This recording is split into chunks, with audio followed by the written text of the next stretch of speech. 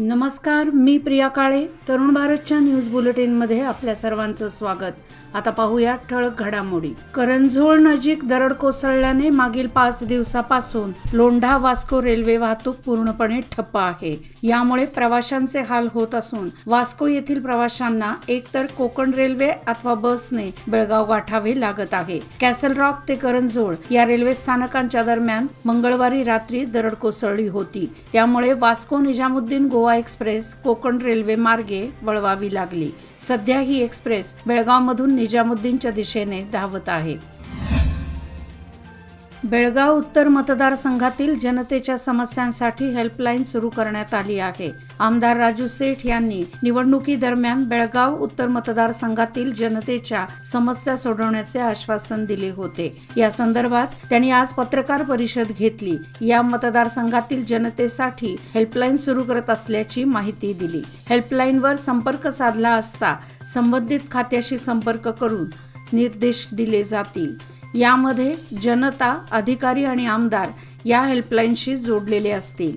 दररोज सायंकाळी यासंबंधी अधिकाऱ्यांकडून रिपोर्ट घेतला जाणार असून सोमवार ते शनिवार सकाळी 10 ते सायंकाळी 5 पर्यंत या हेल्पलाईनद्वारे नागरिक आपल्या तक्रारी नोंदवू शकतात, असे त्यांनी सांगितले.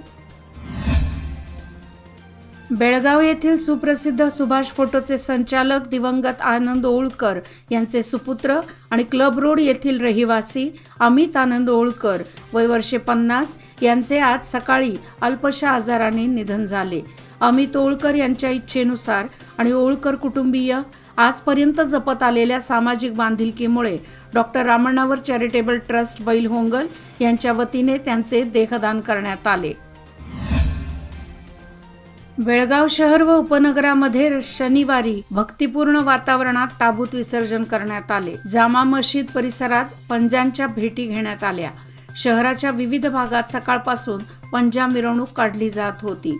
मुस्लिम बांधव मोठ्या संख्येने या मिरवणुकीमध्ये सहभागी झाले होते. प्रतिवर्षाप्रमाणे यावर्षीही पारंपरिक पद्धतीने हिंदू मुस्लिम सौहार्दपूर्ण वातावरणात मोहरम साजरा झाला. मोहरम पूर्वी 9 दिवस विविध ठिकाणी पंजे बसवले जातात. 10व्या दिवशी या पंजांची भेट होते. त्यानंतर त्याचे विसर्जन होते. जगभरात मुस्लिम बांधव मोहरम सण उत्साहात साजरा करतात. त्याचप्रमाणे बेळगाव तालुक्यातील सुळेभावी गावातही मोहरम सण साजरा करण्यात आला. मोहरमच्या निमित्ताने हिंदू मुस्लिम समाजाने ऐक्याचे दर्शन घडवले. सकाळी इंगळ्यांवर चालत प्रमुख गल्ल्यातून ताबूत, पंजा, बीबी फातिमा यांचा मिरवणुकीत समावेश झाला. सायंकाळी पुन्हा एकदा मिरवणुकीने मोहरमची सांगता करण्यात आली. ही मिरवणूक पाहण्यासाठी सर्व धर्मीयांनी मोठी गर्दी केली होती. मागील आठवडाभरात झालेल्या दमदार पावसाने भाजीपाला पिकांवर परिणाम झाला आहे. त्यामुळे किरकोळ बाजारात भाजीपाल्याची आवक घटली आहे. त्यामुळे नागरिकांना मिळेल तो भाजीपाला खरेदी करावा लागत आहे. विशेषतः टोमॅटो, आलं, लसूण दरात भरमसाठ वाढ झाली आहे. त्या तुलनेत पालेभाज्यांचे दर कमी झाले आहेत. पावसाने भाजीपाला उत्पादनावर परिणाम झाला आहे. त्यामुळे आवक मंदावली आहे. अन्नभाग्य योजनेअंतर्गत कुटुंबातील प्रमुख महिलेच्या बँक खात्यात रक्कम जमा केली जाते. अन्नभाग्य योजनेअंतर्गत कुटुंबातील प्रमुख महिलेच्या बँक खात्यात रक्कम जमा केली जात आहे. प्रति किलो 34 रुपयाप्रमाणे ही रक्कम जमा होऊ लागली आहे. अंत्योदय, BPL आणि APL महिला रेशन कार्ड धारकांना या योजनेचा लाभ होणार आहे. मात्र 3 महिन्यांपेक्षा अधिक काळापासून रेशन न घेणाऱ्यांना अन्नभाग पासून वंचित राहावे लागणार आहे. यामध्ये APL कार्ड धारकांची संख्या मोठी आहे. त्यामुळे APL शिधापत्रिका धारकांसमोर अडचणी वाढल्या आहेत. मागील 8 दिवसापासून दमदार पाऊस होता. त्यामुळे बाजारपेठ देखील काहीशी विस्कळीत झाली होती. मात्र शनिवारी पावसाने उसंत घेताच बाजारपेठेत नागरिकांची वर्दळ वाढली होती. त्याबरोबर शासकीय सुट्टी असल्यामुळे कुटुंबासह खरेदीला पसंती देण्यात आली. त्यामुळे बाजारपेठेत आठवडाभरानंतर गर्दी पाहायला मिळाली आहे.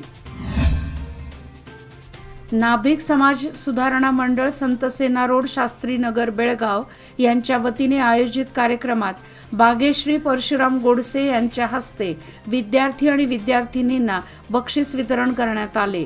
तसेच गुणी विद्यार्थ्यांचा सत्कार करण्यात आला. यावेळी माजी आमदार अनिल बेनके, भाजप ओबीसी मोर्चा सचिव किरण जाधव, फोटोग्राफर अनिल गोडसे यांच्यासह संतसेना नाभिक समाज सुधारणा मंडळाचे अध्यक्ष महादेव वाघमारे, उपाध्यक्ष पिंटू काळे, सचिव सुनील देवकर व समाज बांधव बहुसंख्येने उपस्थित होते. जिल्ह्यातील किनारपट्टीवरील तालुक्यात 1 ऑगस्टपासून खोल समुद्रात यांत्रिक होडीद्वारे करण्यात येणाऱ्या मासेमारीला सुरुवात होणार आहे. तत्पूर्वी येथील रवींद्रनाथ टागोर समुद्र किनाऱ्यावर पारंपरिक पद्धतीने मासेमारी करताना जाळ्यात सुमारे 25 किलो वजनाचा उडगेरी जातीचा मासा आढळून आला. अतिशय रुचकर असलेला हा मासा खरेदी करण्यासाठी मासळी प्रेमींची झुंबड उडाली होती. प्रति किलो रुपये 350 या दराने हा मासा विकण्यात आल्याचे सांगण्यात आले. कंटेनरच्या धडकेत गंभीर जखमी झालेल्या युवकाचा उपचारादरम्यान मृत्यू झाल्याची घटना शनिवारी दुपारी 2च्या सुमारास घडली.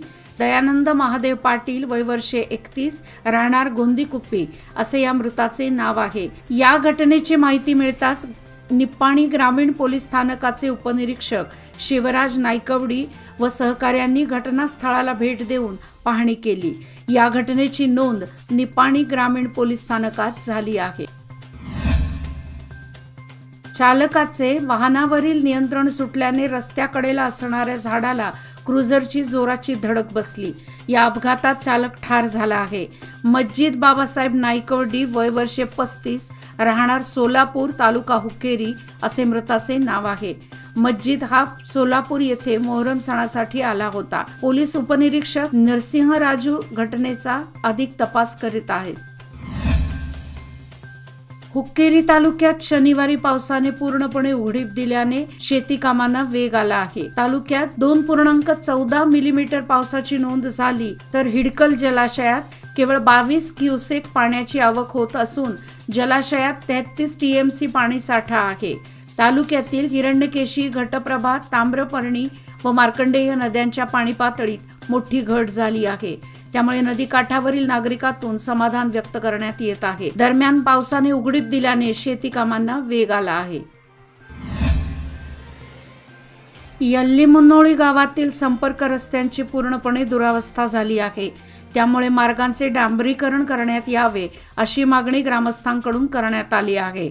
या मागणीकडे दुर्लक्ष केल्यास आंदोलन छेडण्यात येईल असा इशाराही नागरिकांनी दिला आहे. याचबरोबर आजचे बातमीपत्र इथेच संपले. अधिक माहिती आणि ताज्या घडामोडी करता पाहत रहा तरुण भारत न्यूज चॅनल. तसेच आमच्या चॅनलला लाईक, शेअर आणि सबस्क्राईब करायला विसरू नका. आणि विश्वासार्ह बातम्यांसाठी दररोज वाचा दैनिक तरुण भारत. धन्यवाद. शुभरात्री.